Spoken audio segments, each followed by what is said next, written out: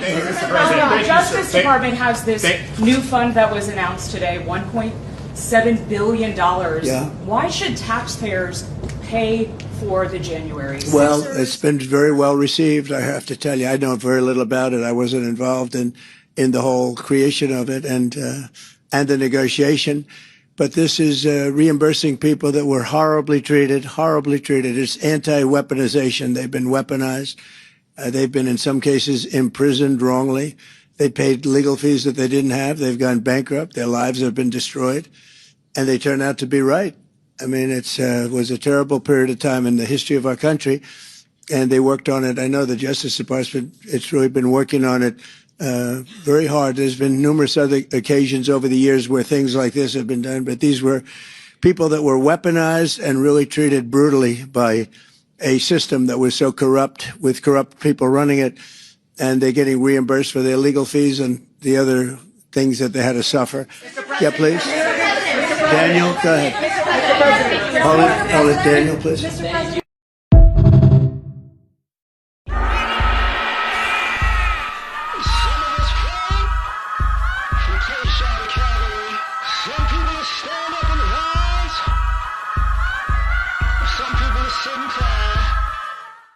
What's happening? I did a video about this a while ago, reparations for January 6th, right?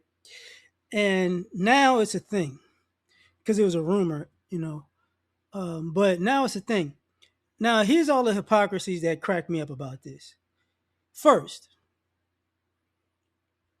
the police are suing this slush fund. Like, hold up, you mean to tell me we had to protect the Capitol and you trying to pay the people who got arrested for invading the Capitol? And then see how quickly Blue Lives Matter go out the way. That, so we got it. That's the hypocrisy of that. The next thing, and I've talked about this before. You see how crime isn't crime when predominantly white people do it. When crime is a Caucasian thing, now it doesn't count. That's what all the pardons were for. You know what I mean? You know what I mean is what I was trying to say. So people did something illegal. They got arrested. They went to jail, and then they got pardoned for doing this, which partially becomes a problem because you enable more criminal behavior. But people know this already. This isn't not known, and this isn't a new thing. This is just, in my opinion, par for the course. So don't say, people need to be held accountable and responsible, and people need to respect law and order. No, that's not true. Certain people need to. Other people could just run roughshod. Now, here's the other thing.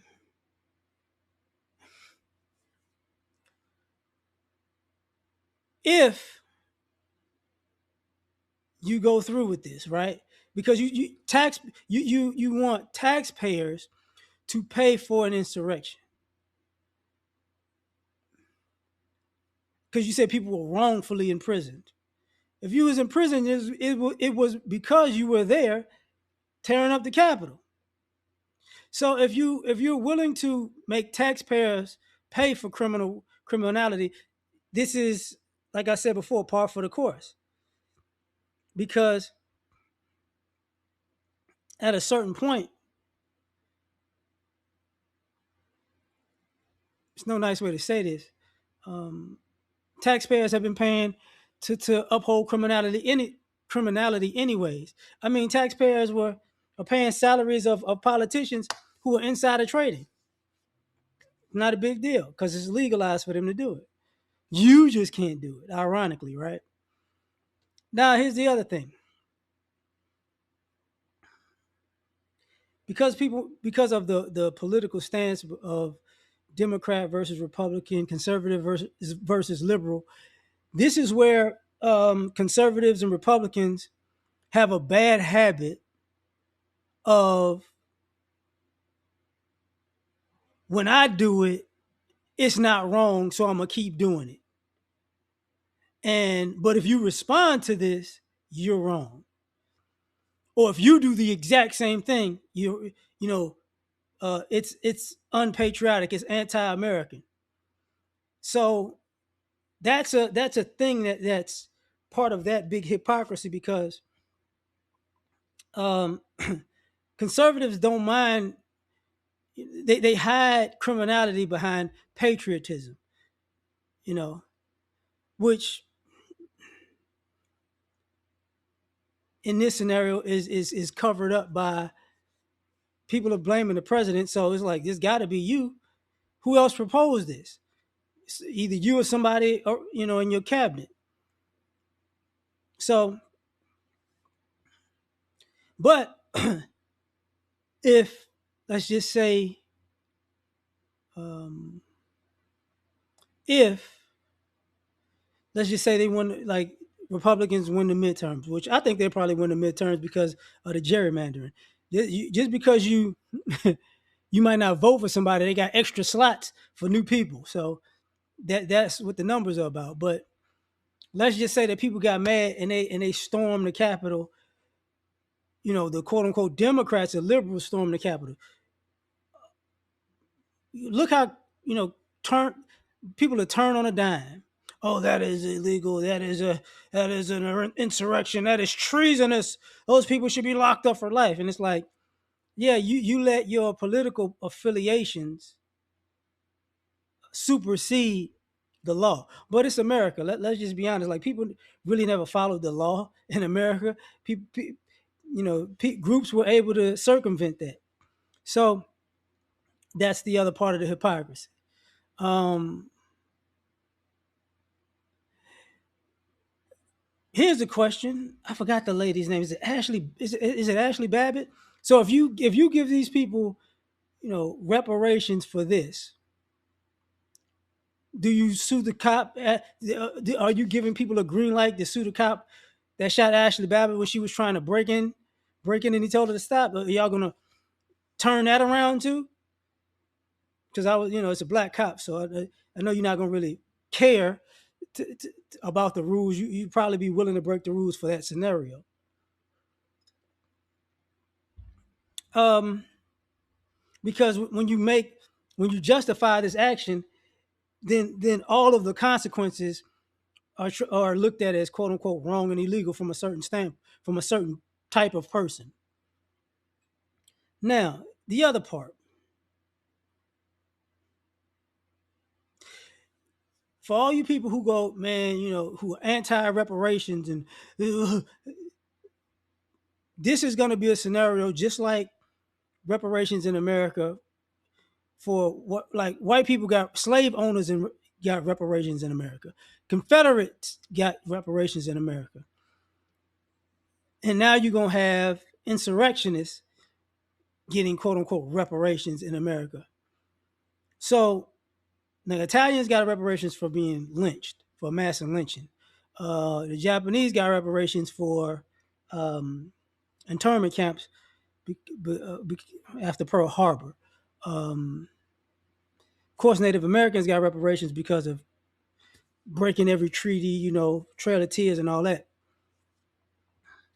But when it comes to Black America, oh, okay. No, but we got money for white people. Now the interesting thing about this is 1.8 billion. So like let's just say 1.6 or 1.6 billion. 1.6 billion. So let's just say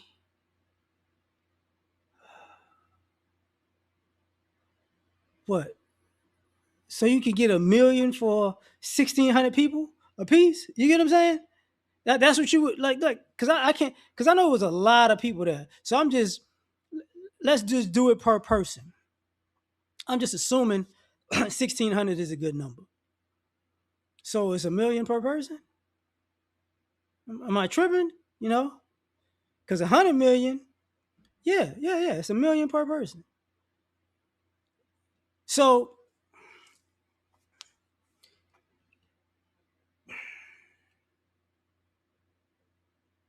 you're willing to pay people, hypothetically, $1 million in restitution and reparations for an insurrection because they didn't like um, the results of a presidential election. I remember when America did, white America did their thing when George Zimmerman um, got acquitted for his murder of Trayvon Martin. And I remember people was, yeah, they celebrated. I remember it was like, okay. And I remember after that, George Zimmerman got in like road rage, shootouts, assaults. And it's like, because he was the problem. So what I'm saying that is, if this goes this way, you're going to basically make at least 1,000 people a millionaire for breaking into the Capitol. These people, you're gonna see some wild stuff because these people gonna buy, they gonna buy all types of weapons. They gonna start all types of trouble. But hey, it's America, right? And that's why when people talk about that's the what about black on black crime? Hey man, our criminals don't get reparations for things that they actually got caught for. Oh, and by the way, since I'm saying that, this country has an issue with paying people who were exonerated because they were wrongfully convicted when they black. But you got these people on video and you willing to give them, let's just say $1 million a piece. But hey, only in America, baby. Catch you on the next one. Peace.